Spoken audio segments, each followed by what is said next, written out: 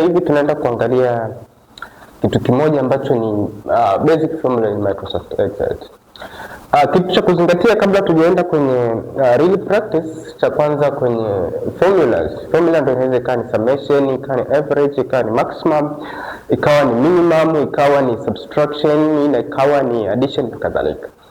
Sasa kitu kimoja kabla hatujaenda kwenye practice ni kwamba tunatakiwa wakati tukiwa tunaangalia formulas kwenye Microsoft Excel, kwanza every formula utairecognize aje, utaitambua aje? Lazima iwe ina start with an equal sign, lazima iwe inaanza na alama ya sawa sawa. Lakini kitu kingine kabla tujaendelea, wakati tukiwa tunadili na formulas kwenye Microsoft Excel, atudili na values. We are not dealing with the values. Values value inaweza ikawa ni 4, ikawa ni 5, ikawa na namba nyingine. Lakini tunadili na nini? Tunadili na kitu kinaitwa cell address. Cell address ni nini? Cell address ni address ya cell. Labda hii cell inapatikana column fulani, row fulani. Mfano, labda tuna hizi column hizi hapa. Tuna hii cell hii hapa. Hii cell labda ni column 1, column 2, column 3. Hii ni row 1, row 2, row 3. Hii cell address inamaanisha ingekuwa ni 1. Lakini sasa katika kuname kwenye Microsoft Excel, the columns are labeled with letters. Kwa hiyo hizi ingekuwa ni A, B, C. Kwa hiyo cell address ni nini? Cell address, labda tukisema cell address hii hapa, hii cell address itakuwa ni A1. Tuseme hii hapa cell address hii hapa itakuwa ni C3. Sasa kwa hiyo wakati tukiwa tunadili na formulas kwenye Microsoft Excel, tunakuwa tunadili with a cell address. Labda nikitaka kujumlisha, hapa pana 4, hapa pana 4, hapa pana 5. Nikitaka kujumlisha, sichukui ni sawasawa na 4 plus 5.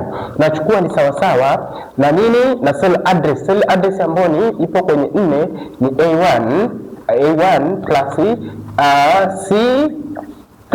Kwa hiyo this inakuwa ni exactly formula ya nini? Ya kufanya addition of the values. Kwa tukiwa tunakuwa tunadili na cell address. Hicho ni kitu cha msingi ambacho tunatakiwa tukizingatie. Lakini kabla ya kitu chochote nimesema utarecognize kwamba hii formula kwa kutumia utaona inaanza na equal sign, alama ya sawa. Then after ndio unaweza ukaendelea. Unajua kabisa unajumlisha maybe cell this one and this one. Ndio utapata jibu lako. Katika hizi basic formulas kwenye Microsoft Excel zipo chache. Hapo unaweza ukaziongeza. Kuna summation, kuna average, kuna maximum, kuna minimum, kuna zipo nyingi, kuna multiplication, zipo nyingi. Kwa hiyo tutaenda kuangalia katika real practice on how we can work with these formulas. So for the first time, ukiwa umefungua Microsoft Excel interface yake, sambo nilikuwa naongelea interface ni huu muonekano. This is just a Microsoft Excel interface. Ukiwa umefungua Microsoft Excel, open as a program, inakuwa inatokea hivi. Mimi nimekuza kidogo. Kwa hiyo inakuwa inatokea katika mfumo huu. Hizi hapa hizi ambazo zilizoshuka hizi ndio zinaitwa columns. Hizi zilizoshuka ambazo zipo labeled with letters, na hizi zilizoenda hivi zinaitwa rows. Sasa hii sehemu tunaodili, labda hii ni cell inaitwa B2.